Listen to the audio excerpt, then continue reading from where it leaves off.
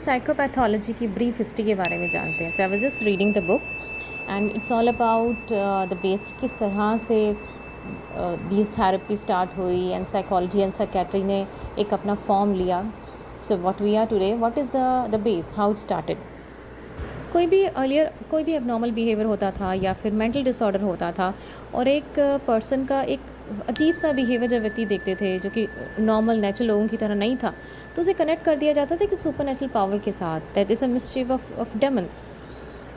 कहा जाता था they are possessed, they are controlled by some magical evils और स्पिरिट्स और डेमन्स. और वहाँ तब लोगों को नहीं पता था कि व्यक्ति जिसका ये नॉर्मल बिहेवियर है वो एक सफ़रर है, वो suffering going through some suffering also, but it was not considered, was not people were not aware of it. They were also even called lunatics, which the word which we don't use any longer now. उसके बाद Greek contribution आया, Hippocrates and gallon. उन्होंने कहा कि they are 4 important, जो कि 4 body fluids होते हैं, उनका बैलेंस होना बहुत ज़रूरी है हमारी बॉडी में. अगर उनका इम्बैलेंस होता है तो भी हमारा बिहेवियर एबनॉर्मल हो जाता है. फॉर एग्ज़ाम्पल, अगर लेट्स से अगर कोई इवन अगर इन फ्लूइड्स का एक्सेस होता है या डेफिशिएंसी होती है तब भी बिहेव में वो नज़र आने लगता है. So these 4 fluids are blood, phlegm, black bile, yellow bile. पहले बहुत अलग अलग तरह के ट्रीटमेंट चूज़ होते थे बिकॉज साइकोथेरेपीज़ नहीं थी. तो अगर कोई डिप्रेशन है तो उसे वॉमिट करके उन्हें डिप्रेशन को रिड्यूस किया जाता था. टबैको खिलाकर, कहीं ना कहीं, या बॉइल्ड कैबेज खिलाकर वॉमिट करवाया जाता था ताकि वो अंदर का जो नेगेटिव एनर्जी से हम निकल पाएँ. देन शॉक थेरेपीज़ आई, इलेक्ट्रोकन्वल्सिव थेरेपीज़ आई and then psychological approach start हुई जहाँ पे मेंटल हाइजीन मूवमेंट स्टार्टेड हुआ with the concept of moral therapy.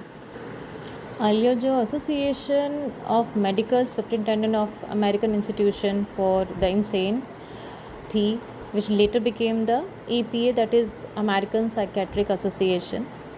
And then Woodward का एक बहुत बड़ा कंट्रीब्यूशन रहा. उन्होंने क्लेम करा कि मेंटल डिसऑर्डर को भी और हेल्थ डिसऑर्डर की तरह ही ट्रीट करा जाना चाहिए. It should also be taken like any other type of illness. Then psychoanalytical theories approaches start हुई जिसमें सिगमंड का बहुत बड़ा रोल है. He started with those psychoanalytical approaches.